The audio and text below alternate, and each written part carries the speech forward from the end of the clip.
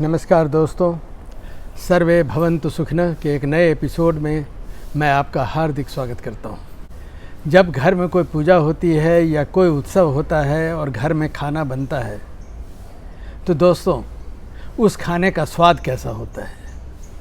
आप सब कहेंगे कि चाहे जो भी कारण हो लेकिन उसका स्वाद बहुत ही अच्छा होता है। हम सब बहुत आनंद से खाते हैं, हमारी आत्मा को तृप्ति मिलती है। तो ऐसा हर दिन क्यों नहीं होता? उस दिन क्यों होता है? शायद कोई ईश्वरीय शक्ति है उसमें, संभव है। लेकिन उससे भी ज़्यादा जब हम प्रसाद के दिन, पूजा के दिन घर में कुछ बनाते हैं तो जिस भक्ति भाव से बनाते हैं, जिस प्रेम से बनाते हैं, जिस सफाई से बनाते हैं, ये सब उस भोजन के स्वाद के रूप में उभर कर आता है। दोस्तों, हम जो भोजन आज कर रहे हैं उसका हमारे ऊपर क्या प्रभाव है हम नहीं जानते। लेकिन जैसा पहले परिवारों में हुआ करता था, जो खाना हर समय बनता था, हर समय फ्रेश खाना होता था। अक्सर आप लोगों ने देखा भी होगा कि माँ जब किचन में जाती थी तो नहा धोआ कर सवेरे सवेरे जाती थी। खाना बनाने का कुछ ऐसा ही महत्व था। लेकिन समय के साथ साथ ये सब बदल गया। खाने की तो ऐसी महत्ता है कि लोग किसी किसी के घर इसलिए जाते कि उनके यहाँ खाना बहुत अच्छा बनता है, ये मन तृप्त हो जाता है। आज हम खाना तो खाते हैं लेकिन क्या हमारा मन तृप्त हर समय होता है? शायद हम पेट भरने के लिए खाते हैं।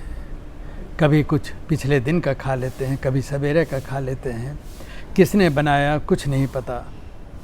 क्या इसका हम लोगों पर कुछ प्रभाव भी पड़ता है? अगर धर्मशास्त्रों की माने तो इनका प्रभाव हमारे जीवन पर, हमारी सोच पर भरपूर पड़ता है। एक छोटी सी कहानी आपको बताऊं। दोस्तों, एक राज दरबार में एक पुरोहित रहा करते थे जिनको राजा बहुत प्रेम से स्वयं रोज भोजन कराया करते थे। और वो पुरोहित भोजन कर कुछ समय आराम कर फिर अपनी कुटिया वापस चला जाया करते थे। एक दिन की बात है कि भोजन उपरांत तो उनकी नज़र एक माला पर पड़ी। उस पुरोहित ने उस माला को उठाया और अपने जेब में रख लिया और अपनी कुटिया में चले गए। राजा जब उस माला को ढूंढने लगे तो चारों ओर हलचल हुआ। आखिर किसने उस माला की चोरी की? लेकिन माला मिली नहीं।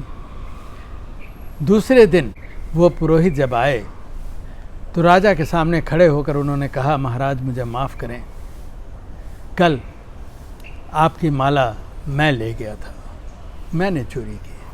राजा बोले, असंभव, ऐसा आप कर ही नहीं सकते।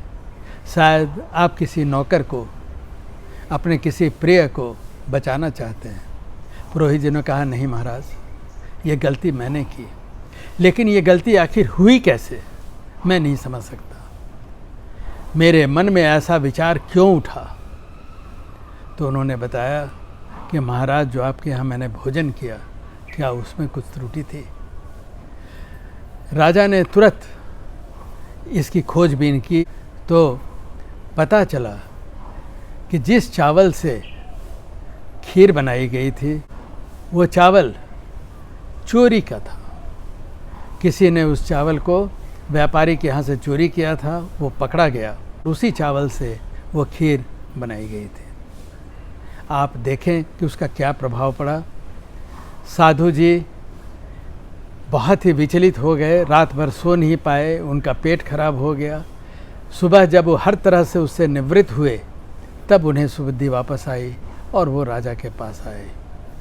दोस्तों, ये सोचने वाली बात है कि ईश्वर का दिया हुआ अन्न हम सबों के लिए प्रसाद है, इसका कितना महत्व है।